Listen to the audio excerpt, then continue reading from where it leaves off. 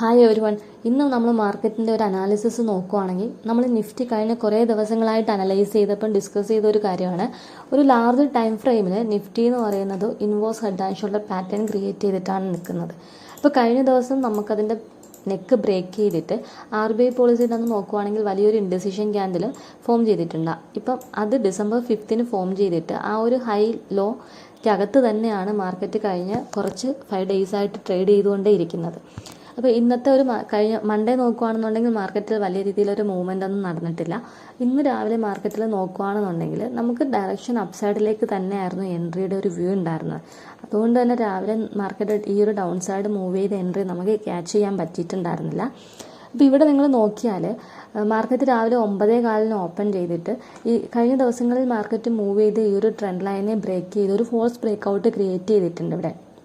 അപ്പം നിങ്ങൾ എപ്പോഴും ബ്രേക്കൗട്ടിൽ എൻട്രി എടുക്കുന്ന സമയത്ത് ഒരു പ്രോപ്പർ കൺഫർമേഷൻ കിട്ടിയിട്ട് എൻട്രി എടുക്കുന്നതായിരിക്കും കുറച്ചും കൂടി ബെറ്റർ എന്ന് പറയുന്നത്. ആക്ച്വലി ഇവിടെ നോക്കുകയാണെന്നുണ്ടെങ്കിൽ നമുക്ക് എൻട്രി എടുക്കാനുള്ള റീടെസ്റ്റ് ഏരിയ എന്ന് പറയുന്നത് ഈ ഒരു ഹാമർ ക്യാൻഡിൽ ഉണ്ടാക്കിയിട്ടുണ്ടാകുന്ന ഈ ഒരു ബുള്ളിഷ് ക്യാൻഡലിൻ്റെ ഹൈ ആണ്. ആക്ച്വലി ഈ ഒരു ഹൈയിൽ നിന്ന് മുകളിലേക്ക് മാർക്കറ്റ് മൂവ് ചെയ്തിട്ടില്ല.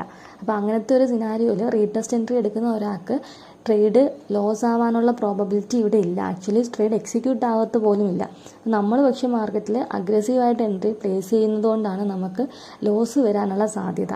ബ്രേക്കൗട്ടിൽ എൻട്രി എടുക്കുന്ന ഒരാൾക്കാണെന്നുണ്ടെങ്കിൽ ഉറപ്പായിട്ടും ഇവിടെ ഒരു SL വരാനുള്ള പ്രോബബിലിറ്റി ഉണ്ട്.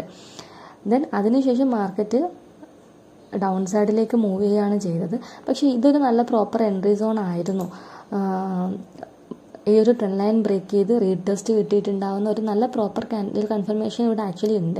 പക്ഷേ ഓവറോൾ മാർക്കറ്റിൻ്റെ വ്യൂ അപ്സൈഡ് ആയതുകൊണ്ട് മാത്രമാണ് നമ്മളൊരു ഡൗൺ സൈഡ് ട്രേഡ് പ്ലാൻ ചെയ്യാതിരുന്നത്. കാരണം അത്യാവശ്യം നല്ലൊരു റീടെസ്റ്റ് എൻട്രി വരാനുള്ള പ്രോബബിലിറ്റി നമ്മൾ എക്സ്പെക്റ്റ് ചെയ്യുന്നുണ്ടായിരുന്നു. അതിനുശേഷം മാർക്കറ്റ് ആഫ്റ്റർനൂണൊക്കെ ആയി നിയർലി ഒരു 2:30 ഒക്കെ ആവുന്ന സമയത്ത് നിങ്ങൾക്ക് ഇവിടെ നോക്കിയാൽ അറിയാൻ പറ്റും നല്ല രീതിയിലുള്ള ഒരു ബൈയിങ് ക്യാൻഡിൽ വന്നിട്ടുണ്ട്. ഈ സോൺ എന്ന് പറയുന്നത് നമ്മുടെ ഒരു 4 hour ലാർജർ ടൈം ഫ്രെയിമിലെ പാറ്റേണിൻ്റെ നെക്ക് ബ്രേക്ക് ചെയ്തിട്ടുള്ള സോണാണ്. അപ്പോൾ ആ ഒരു സോണിലേക്ക് എത്തുമ്പം നല്ല ബൈയിങ് പ്രോബബിലിറ്റി നമ്മൾ എക്സ്പെക്റ്റ് ചെയ്തതുകൊണ്ട് തന്നെ അതുപോലെ തന്നെ നമുക്ക് നോക്കിയാൽ അറിയാം റീസെൻ്റായിട്ട് ഉണ്ടാക്കിയിരിക്കുന്ന ഹൈനെ നല്ല രീതിയിൽ ഇവിടെ ബ്രേക്ക് ചെയ്തിട്ടുണ്ട്. ഇതൊരു നല്ല മൊമെൻറ്റം ക്യാൻഡിൽ കൂടി ആയതുകൊണ്ട് ദെൻ അതിനുശേഷം വന്ന റീടെസ്റ്റിലാണ് നമ്മൾ എൻട്രി പ്ലാൻ ചെയ്തത്. അത് അത്യാവശ്യം നല്ല രീതിയിൽ 100 പോയിൻറ്റ്സ് മൂവ് ചെയ്തിട്ടുണ്ട്.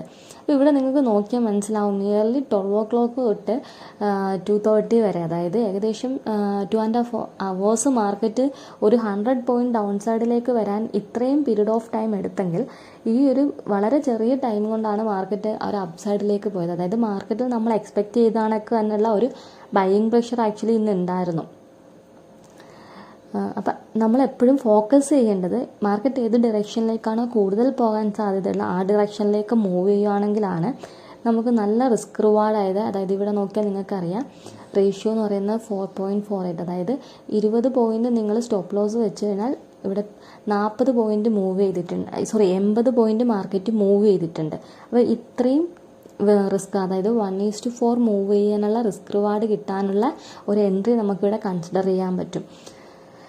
അതുമല്ല ഇന്നത്തെ ഒരു മാർക്കറ്റ് കണ്ടീഷനിൽ FIAസും DIAസിൻ്റെയും ഡേറ്റ നിങ്ങൾ നോക്കിക്കഴിഞ്ഞ് കഴിഞ്ഞാൽ രണ്ടുപേരും നന്നായിട്ട് ബൈ ചെയ്യാണ് ചെയ്തിട്ടുള്ളത്. അപ്പം വരുന്ന ദിവസങ്ങളിൽ നിങ്ങൾക്ക് മാർക്കറ്റിൽ ഒരു ഡിപ്പ് വന്നു കഴിഞ്ഞ് കഴിഞ്ഞാൽ നല്ല രീതിയിലുള്ള റിസ്ക് റിവാർഡിൽ ട്രേഡുകൾ പ്ലാൻ ചെയ്യാം. ഓവറോൾ ഇതൊരു നല്ല സോണായിരുന്നു. ദെൻ അതിനുശേഷം ഇനി കഴിഞ്ഞ ദിവസം ഉണ്ടാക്കിയിരിക്കുന്ന ഈ ഒരു 670 എന്ന് പറയുന്നതാണ് ഒരു റെസിസ്റ്റൻസ്.